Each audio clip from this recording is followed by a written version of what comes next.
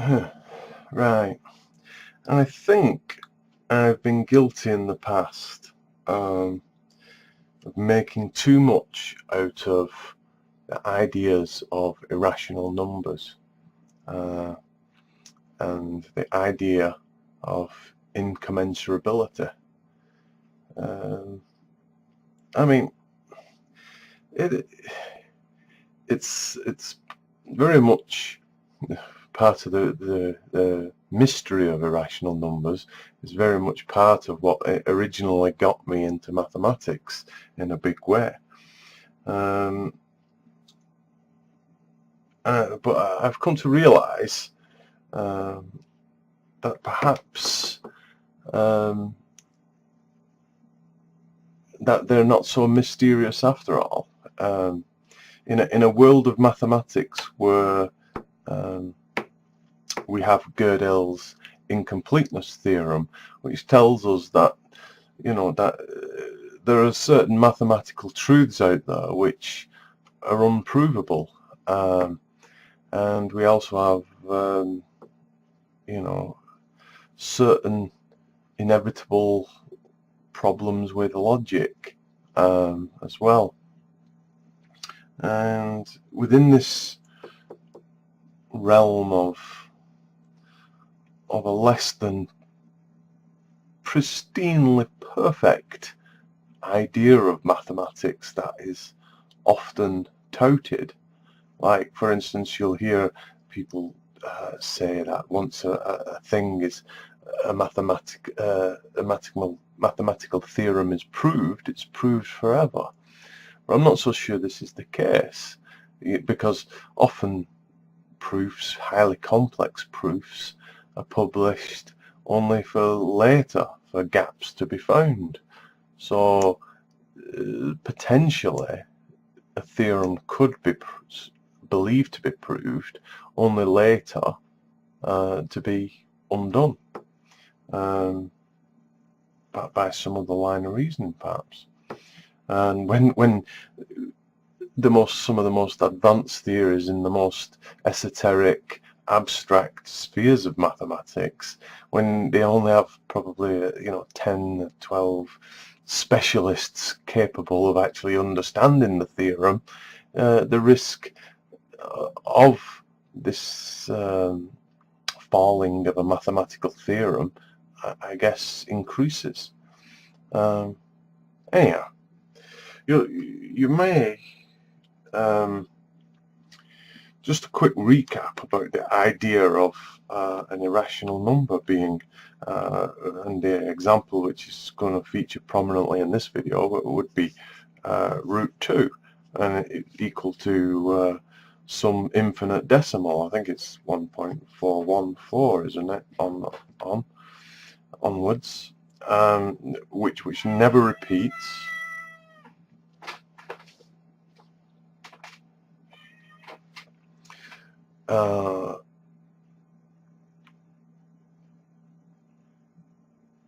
Which never repeats. And I've made previous videos that describe this akin to trying to measure this this 1.4 distance as if you had some ruler with just 2 units, for example, that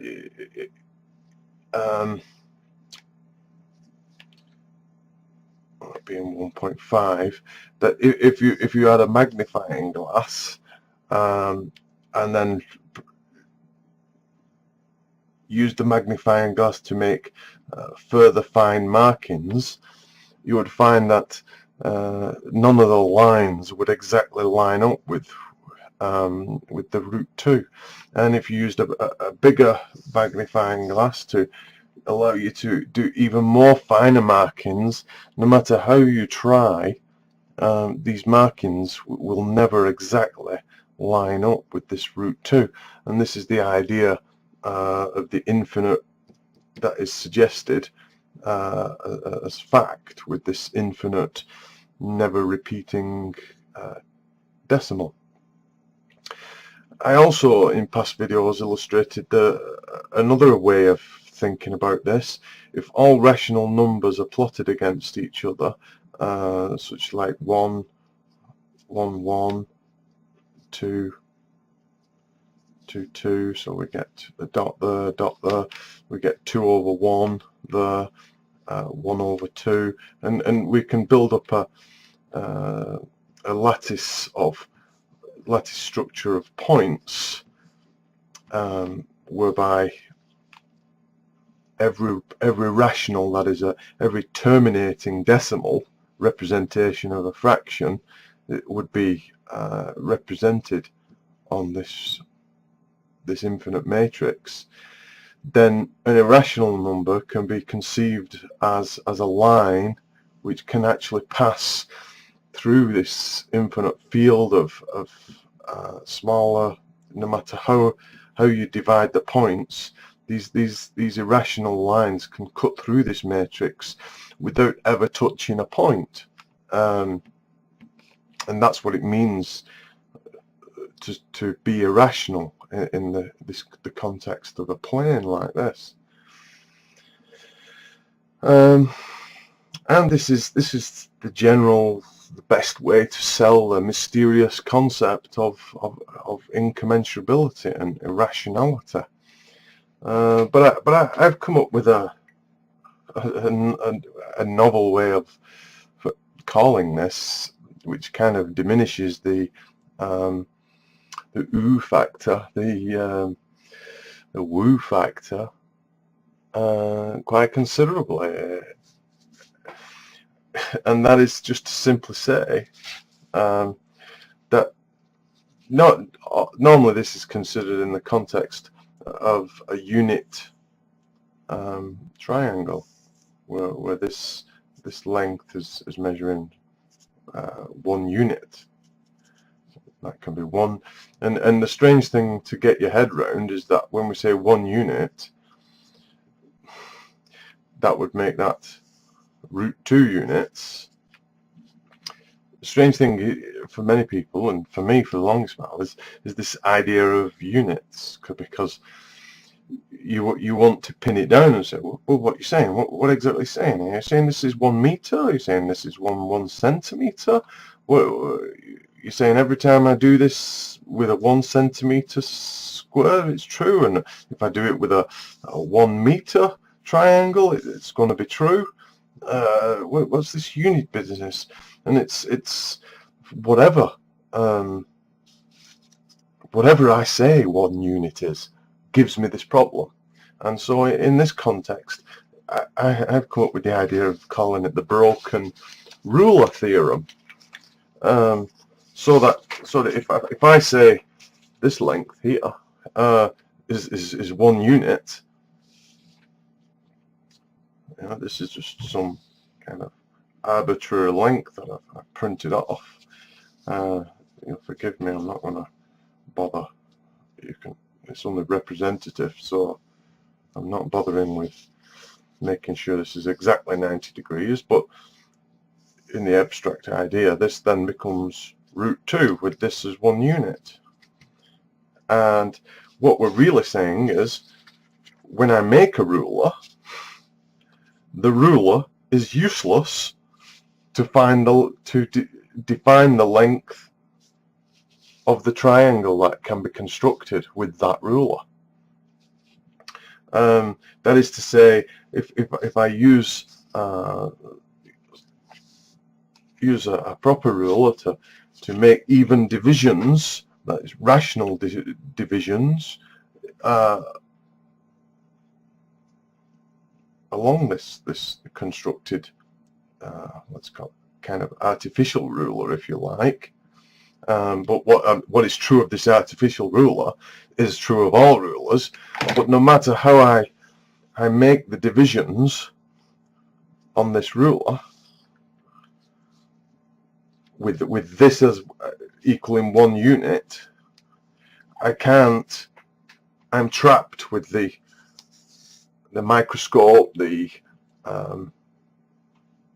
magnifying glass scenario, that I can never get the even rational divisions to exactly line up. with the length of this. Now, does that give you the chills? Does that give you the woo? Expressed in that way, that you essentially just break the ruler. It's a nice idea that I have this ruler and I draw a triangle and then I can measure off this other one with in principle the same ruler, but it turns out to be incorrect. With this notion of distance as my unit, it breaks the ruler for measuring hypotenuses. What does that mean for length and distance in space-time, etc.? Well, it's not such a woo factor either, because there's nothing to stop me. It isn't as though this length doesn't exist in the abstract sense. There's nothing in the abstract sense to say this new constructed length is my unit. Okay? And there's nothing then to say that I don't construct some other triangle with this unit and unfortunately it just extends a little bit, but you get the idea. And I then get the same problem, but this was kind of constructed. This was one unit, but it's now given me a completely separate concept of root 2. And again, but this came from an irrational root 2 length.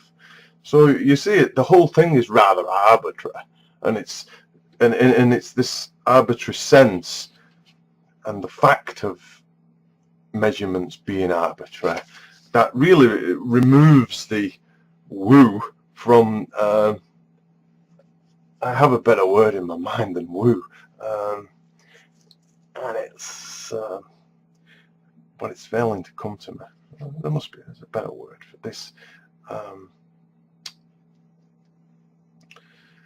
But yeah, so all these rulers, no matter whatever I do, whenever I start saying that 10 of these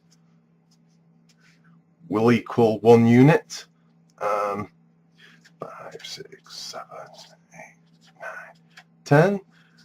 Yeah, I draw myself a triangle. This is a unit, and I get another square root problem. Now, for years now, I've been following a guy on YouTube, Norman J. Wildberger, and it's taken a long time to acclimatize to the radical concepts from a mathematical standpoint of view that he puts forward. And I've always been somewhat of a finitist in terms of physics, in believing in many problems of calculus and infinite series, really in the real world, addressed by accepting the finite nature of space-time. But Professor Wildberger, really over the course of many foundational maths videos, really demonstrates that the elevation of this idea of root 2 to the idea of number is superfluous, and as he does so, he demonstrates that in so many fields, it's a much more beautiful mathematical concept to work with this rational grid concept. You lose some concepts. I mean, the idea of continuity, for example, in a circle, when a straight line cuts past, in the abstract drawing sense, kind of a circle, it's not sure whether it intersects it. I mean, if you allow only rational lines, they're not, but the circle then becomes a set of points, rationally defined. And it seems ugly in one sense until you acclimatise and you work with the concepts, and you see him apply calculus in a rational manner, and so many aspects of geometry, and all the things where we introduce irrationality, you know, something that you've been spoon-fed and accepted from childhood without real explanation, and that's, you know, you become habituated to the concept of irrationality, and or it's a number.